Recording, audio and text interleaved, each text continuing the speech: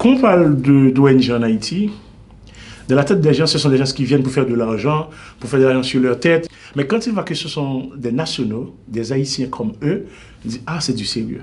Ils me disent « Mais nous autres, on est là, on est avec vous. On n'est pas là pour faire quelque chose ou partir, mais on est là pour vous aider, pour vous accompagner. Si c'est une question d'argent, on part.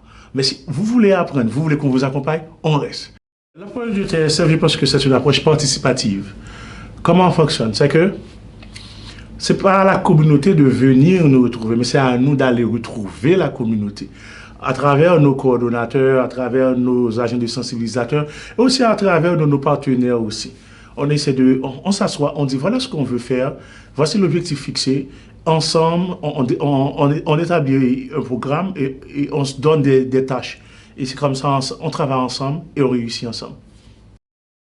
En fait, on est dans l'éducation, l'agriculture, l'énergie renouvelable.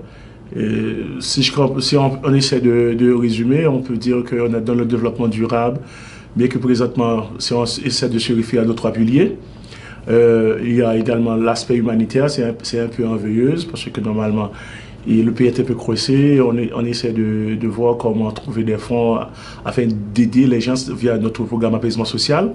On est dans la gestion des risques. Et aussi, quand je parle de gestion des risques et des astres, c'est-à-dire que c'est via des campagnes de sensibilisation contre les ouragans, les tempêtes et aussi le tremblement de terre. Et aussi, on a aussi dans l'agriculture, dans la culture résiliente, parce que l'agroécologie, c'est ce qu'on fait, on essaie de combattre le réchauffement climatique. Via ces programmes ou bien ces projets que je viens de citer, ça engendre aussi les activités de génératrices de revenus, parce que c'est l'une des, je pourrais dire, priorités qu'on a, parce qu'on ne se soucie pas de faire venir les gens pour leur encadrer ou apprendre à éduquer, mais aussi on veut que ces gens aient quelque chose en main, non seulement pour prendre soin de leur famille, mais aussi pour promouvoir leur expansion dans la société. Je me rappelle que Samuel, c'est ce qu'il ne va pas avoir de problème si je cite son nom. La maison de sa maman a été détruite et sa maman a été victime. Sa maman a eu une jambe cassée. Sa maman est à l'hôpital, sa maison est détruite. Et nous autres, on était là à aider tout le monde. On lui dit ok, tu restes parce que nous autres, parce que là, tu es sinistré. Il dit non, pas question d'ingénieur, c'est mon travail. Je vais accompagner l'équipe. Pendant que sa maman souffre à l'hôpital, lui, il est sur tout le terrain avec nous à aider d'autres urgences. A fait évacuer d'autres urgences vers Port-au-Prince, à prendre l'hélicoptère, parce que c'était ça, parce que c'était la panique. Le travail à Terre sans frontières, c'est 50% d'engagement et 50% de participation. Parce que tu t'engages à l'institution, mais si tu ne participes pas, c'est que ça ne compte pas. Et ce jour-là, il a prouvé vraiment ces 50% de participation, et aussi les autres. Parce que j'ai pris l'exemple de Samuel, mais les autres aussi, ils sont comme ça. Parce que comme je viens de vous dire, nous ne sommes pas une équipe riche, nous sommes une équipe de jeunes qui ont étudié en Haïti et qui ont choisi de rester en Haïti et qui veulent aider le pays.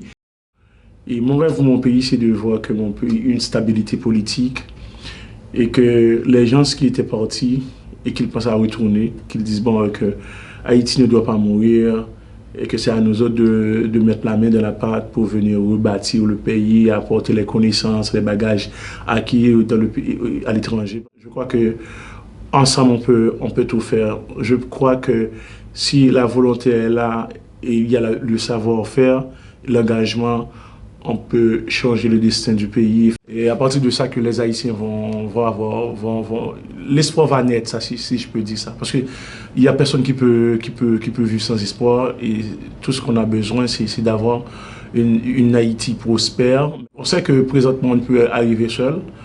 On a besoin de l'aide. Et au fur et à mesure, l'aide est là. Et je suppose que les Haïtiens et aussi les gens qui veulent nous aider, on va faire ensemble afin de voir que Haïti puisse traverser cette impasse.